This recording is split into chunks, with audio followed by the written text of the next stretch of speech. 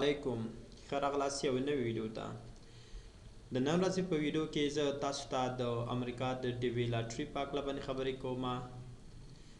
ډي وي لاټري یو پروګرام دی چې د امریکا هیواد له لورې په لاره اچول کیږي. هر کال چې دی تاسو چې دی دې ته اپلای کولی شي او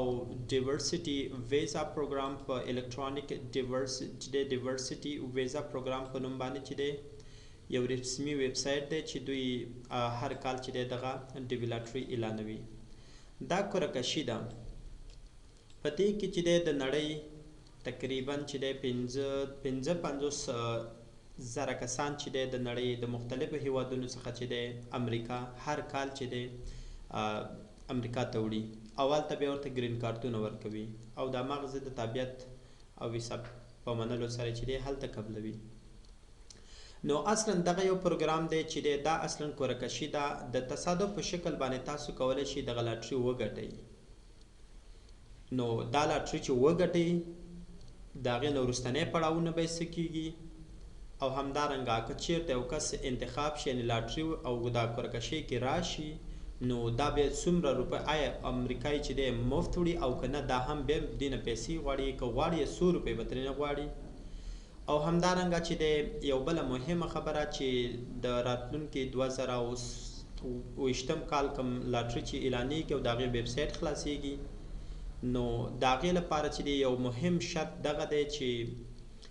هر هغه کس چې دې دپاره اپلای کوي نو هغه باید چې دی $1 فیس باید حتما ورکړي. نو د دې ټولو چې دا ولې ورکوي څنګه نو د دې ټولو لپاره چې دی تاسو دا ویډیو تر اخره وګورئ. انشاءالله هر څه به تاسو له په تفصیل سره تشریح شي. یو غوښتنه کوم که چیرته مو دغه ویډیو نوې لایک کړي یا هم زمونږ یوټیوب چینل مو نوې سبسکرایب کړي دا د سره سبسکرایب کړئ او که څه پوښتنه لرئ نو بیا په کمنټ کې ولیکئ. راځئ چې دی په همدې باندې خبرې کوو. اصلا چې د الکترونیک ډیورسټي ویزا پروګرام دی. اصلا په دغه پروګرام کې چې دی تقریبا افغانستان هم شامل دی. سوم کال دی چې افغانستان پکې هم واجد شرایط دی. یعنی بعض یو څو هیوادونه چې دي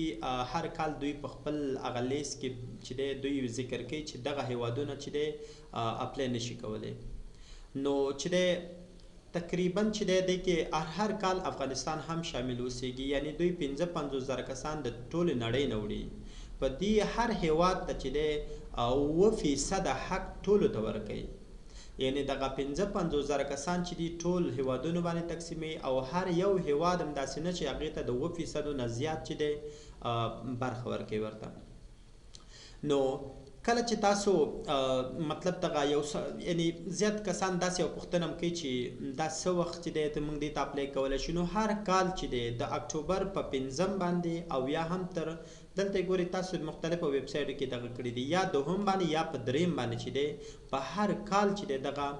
لاټري اعلانېږي چې دې ته بیا خلک ثبت نامونه کوي. او هیره د نه وي چې د دې نه مخکې چې څومره اپلایګانې به خلکو کولې نو که 2000 تر شپږویشتم 25 د دې نه چې دی وروسته چې کوم دغه مخکې نو دې ټول چې و دا اصلا مفت و دې نه پیسې نه غوښتلې ولې چې دی اوس زیات کسان چې د دې ته اپلای کوي او د اپلیکیشنو مطلب حساب زیات شوی دی. نو ځکه چې دی اوس د دې نه پس چې دی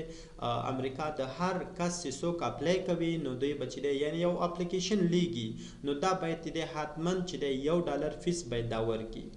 دغه د $1 فیس د مختلفو او زیاتره اعتبار معتبره ویب سایټونو چې دی دا اصلا تایید کړی دی. تاسو ګورئ دا ویب سایټ چې دی اصلا USA introduced $1 fee for the diversity visa lottery registration. د دې لپاره چې دی یو دانه دلته ګورئ یو حتما باید تاسو چې دی $1 باید تاسو ورکړئ. مختلف ویب سایټ دي. نو اوس تر دې دا معلومه نه ده چې دا به څنګه او په کوم ترتیب باندې به دوی ورکوي. خو زیاتره ویب سایټونو دا لیکلي دي چې کله چې تاسو د سبمیټ بټن او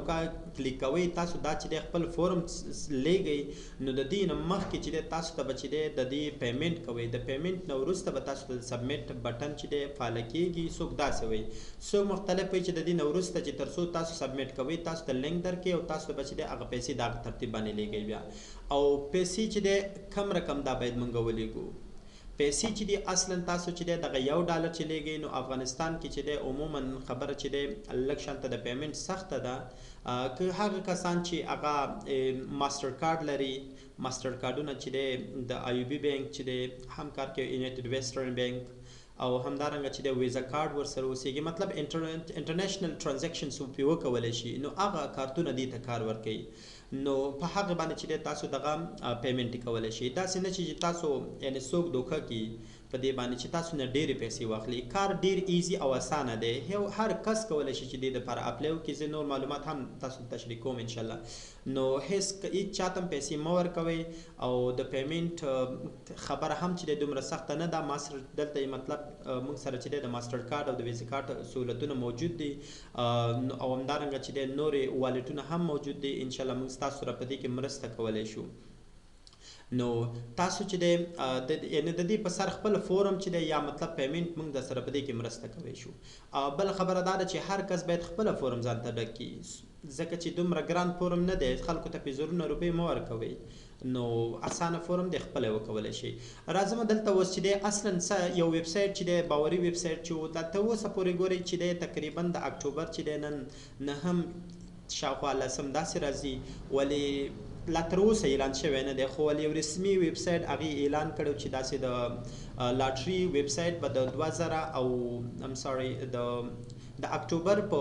14مه نیټه باندې به چې دی اعلانېږي. نن نه شپږ ورځې وروسته به چې دی دغه پروسس شروع کېږي او ویب سایټ به کار کوي. زه تاسو وګورئ چې دی رسمي ویب سایټ کې ولاړ یم، دغه ویب سایټ ته به تاسو ورځئ، بل ویب سایټ ته مه ځئ. دې ویب سایټ ته به لاړ شي او که چېرته تاسو په 2015 یا په 2016 کې تاسو انتخاب شوي یاستئ، نو دلته مو خپله هغه چې دی چیک سټیټس باندې کلیک وکړئ او خپل هغه کوډونه دغه نمبر مو ورکړئ تر څو خپل آیا تاسو انتخاب شوي یاستئ او که نه. د دې ځای نه به تاسو ته پته لګېږي. بل خبره دا ده چې زیاتره کسان داسې فکر کوي چې موږ به یعنې تاسو دلته کوم جیمیل چې ورکړی هغې ته به راځي، ولې دوی په خپل ویب سایټ کې ذکر کړي دي چې نه موږ چاته چې دی د ایمیل هغه ځای نه بیا دغه نه کوو. کله چې تا د دې ځای نه ولیدل چې دلته ته سلیکټ شوی او تا ته لیکلي چې هاز بین سلیکټډ لیکلي وو، د هغې نه وروسته به وروستنی پروسس به شروع کېږي. په هغې هم درته خبرې کوم. نو کله چې تاسو ویب سایټ نن اوس خو چې دی تاسو ګورئ چې بند دی اصلا، یعنې تاسو اپلای نشئ کولی اوس فعلا، ځکه چې د 14 تاریخ ته به هم موږ منتظره شو، یو څو ورځې شپږ ورځې شاوخوا پاتې دي. نو هغې نه وروسته به چې دی کله چې تاسو همدې ویب سایټ ته راللی dvprogram.states.gov دغه یا ډي وي ولیکئ، خپله به تاسو ته ویب سایټ راشي، پې کلیک وکړئ او دلته چې دی بیا د دې سټیټس دې ځای نه لاندې ځای کې به تاسو لپاره چې دی یو ریکاپچا راځي، په ریکاپچا باندې کلیک وکړئ نو به تاسو چې دی فورم ته داخل شي. نو فورم ډیر اسانه دی، د کامیابېدو چانس په سره کم خپل زیاتوي چې زه په دې کې یعنې په لاټري کې کامیاب شم. دا لاټري ده، زیاتره کسان وایي موږ درته ثبت نام داسې کوو داسې نه، دا دې پورې اړه نه لري چې ته به ثبت نام چې دی ثبت نام څومره رول لري. فقط یو څو مهم نکاتو ته مطلب چې متوجه اوسېږئ. لومړی دا دی چې د یو نه زیات دغه مه کوئ، ثبت نامونه مه کوئ. یو کس دی هغه چې دی 6 او 7 ثبت نامونه کوي، نه دا چې یا 2-3 کوي، دا هم چې دی د دې لامل ګرځېږي چې د دې دغه ریجیکټ شي دغه ثبت نام. دوهم خبره دا یو کس 3 ثبت نامونه کولی شي. په کوم صورت کې کولی شي؟ که چېرته یو کس چې دی د 18 او 21 مطلب واده یې کړی اوسېږي یا واده کړی هم نه اوسېږي، خو د 18 یا 21 عمر پورته اوسېږي، نو دا کولی شي انډیویژول یعنې تنها ځان ته خپله فورم ډک کړي. دوهمه خبره دا ده دا د پلار سره فامیلي شکل باندې چې دی پلار به د کورنۍ مشر اوسېږي او دا د فامیلي ثبت نام به چې دی د پلار یې کوي، نو دا د زوی په حیث باندې هغې سره هم ثبت نام کولی شي. دریم چې دی د خپل مور سره هم کولی شي چې دا د مور ثبت نام کله کوي، نو مور چې دی د دې د فامیل مشري کوي، نو په دې وختونو کې چې دی دا د مور سره هم په راجسټریشن کې راتللی شي. په دې خو ولې ښه خبره دا ده همیشه لپاره چې دی باید تاسو چې دی فامیلي ثبت نام د دې چانس زیات دی فامیلي ثبت نام وکړئ. بعضې کسان که چېرته واده یې کړی اوسېږي، نو هغه کسان چې واده کړي اوسېږي دوی دې باید داسې فکر ونه کړي چې باید ځان ته انمیرډ انتخاب کړي، هلته ووایي چې مطلب ما واده کړی میرډ ورته انتخاب کړي، ځکه چې وروسته بیا کله چې دی د دې لاټري راووځي او دا سلیکټ شي، دا چې بیا کله هلته لاړ شي او هغې نه پس بیا خپل بچو ته کیس اچوي، نو هغلته بیا جنجال ورته جوړېږي. نو دومره لږ په فورم کې لږ شانته ځان په عذاب کې معلومات ټول درته ورکوي. خیر که چېرته یو کس واده کړی اوسېږي او بغیر د فامیله ځي هلته، نو هم کولی شي بیا هلته چې دی نور دوی ته دغه مه کوئ، یعنې مطلب سلیکشن ورته مه کوئ، هلته هم فورم کې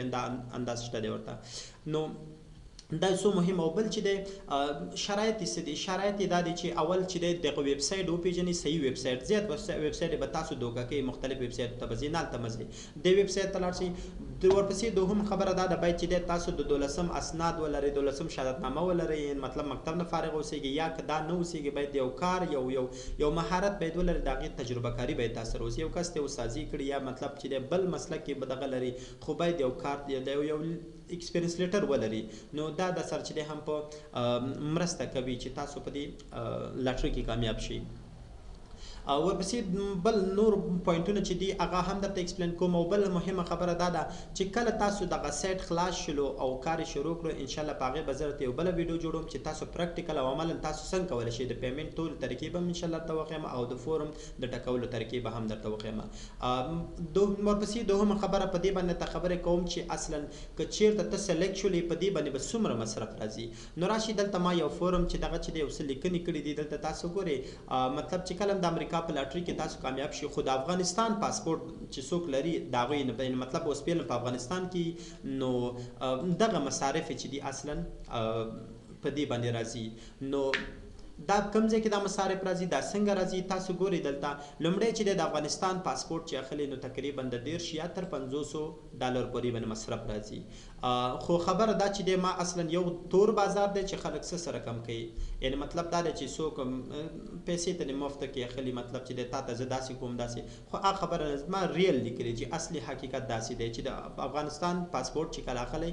نو دومره مصرف راځي ولې که یو کس پاسپورت لري نو دا مصرف پې نه راځي دوهمه خبره دا ده چې تاسو د امریکا ویزا چې کله اخلئ نو د امریکا د ویزې فیس چې دی اصلا داسې نه دی چې دا یعنې مطلب اول یو کس که چېرته د امریکا لاټري کې سلیکټ شي دا مکمل فری نه وړي بلکې کم کارونه باید دا وکړي او په کومو ترېنه پیسې ځي هغه نو همدغلته جدول کې تشریح شوي دي نو تاسو ګورئ دا د امریکا د امبیسي د ویزې فیس دی اصلا عموما 310 ډالره په دې باندې راځي او دوهم دا ده چې د میډیکل ایگزامینیشن یعنې مطلب د دې نه یو طبي راپور غواړي هغه طبي راپور چې دی هغه چې تاسو کله مخلی هغه نو تقریبا د 250 نه تر 300 ډالرو پورې باندې مصرف راځي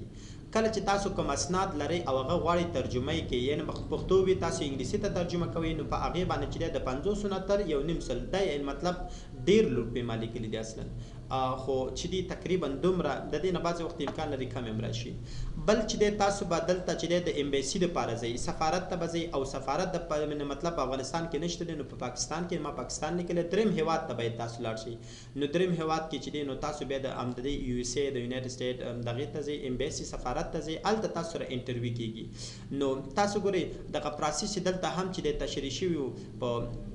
دا یې کې چې دی په پروسس کې تشریح شوي دي نو زه به راشم یو ځل دا ایکسپلین کوم درته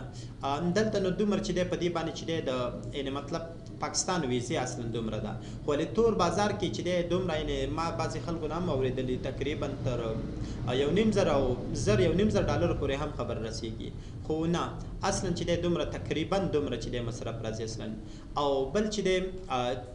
ټیکټ چې تاسو د کابل نه تر اسلام آباد پورې ځئ نو د 1.5 500 نه تر 1.5 ډالر پورې د یو نفر ټیکټ دی اصلا نو دومره یعنې مطلب چې دا یعنې د شرکتونو پورې فرق کوي دغه چې شاید تاسو کوم شرکت سره خبرې وکړئ یو او بل چې دی تاسو په تور بازار کې څوک مطلب غلط نه کړي بل هلته د اکاموډیشن او ترانسپورټیشن خبره ده چې هلته تاسو اوسیږئ خوراک کوئ او همدارنګه چې دی د ترانسپورټ یو ځای نه بل ځای ته ځئ حالا کې ما هلته دومره روپۍ لیکلي ولې دومره چې دي هم دومره مصرف نه کېږي هغه تاسو پورې مربوط دی اصلا چې تاسو څومره یو کس باندې مربوطېږي چې څومره خو دا ټول تقریبا چې دی 10 ډالر مصرف تر دې ځای دی هغې نه پس تاسو د امریکا سفارت ته ځئ او اسناد هلته خپله پروسه مو مخکې بوځئ کله هم چې پروسه مخکې بوتلله تاسو ګورئ هلته بیا چې کله کار مو خلاص شو تاسو یو اس ای ته ځئ نو هلته بیا تاسو چې دی د یو اس ای خپله ویزه چې دی د هغې د 800 نه تر 1.5 پورې چې دی د هغې خپل هغه ټیکټ دی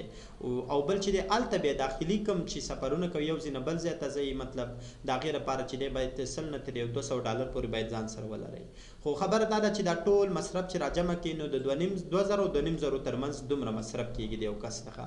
او بیا خبره دا ده که یو کس خارج مطلب امریکې ته ورسېږي نو خدای کلن باید یو 2000 ډالر ځان سره چې دی اضافي ولري تر څو چې دی هلته خپل هغه اول وختونو کې د ژوند د روانولو لپاره ترېنه استفاده وکړي نو دغه مهم معلومات تاسو سره مې دلته شیر کړل ان شاء الله چې دې باندې به زه یو بله ویډیو هم جوړوم او پریکټیکل عملا به تاسو ته وښیم چې څنګه کولی شو چې موږ د ډي وي لاټرۍ ته ثبت نام وکولی شو او د پیمنټ طریقې به هم درته وښیم او مطلب چې دی یعنی اخره کې بیا هم درته دا خبره کوم چې خپله ثبت نام وکړئ چاته پې روپۍ مه ورکوئ اسانه دی هیڅ کوم څه سخت خبره نه ده د تصویر جوړولو مشکل دی د تصویر مشکل هغه یو لنډه طریقه به زه انشاءالله په بله ویډیو کې وښیم چې څنګه په اسانۍ سره چې دی اصلا چې زیات کسان په عذابېږي په تصویر باندې په عذابېږي نو هغه د هغې لپاره به چې دی تاسو لپاره یو لنډه مطلب ویډیو او همدارنګه لنډه طریقه به هم درته راوښیم انشاءالله نو د لیدلو نه مو مننه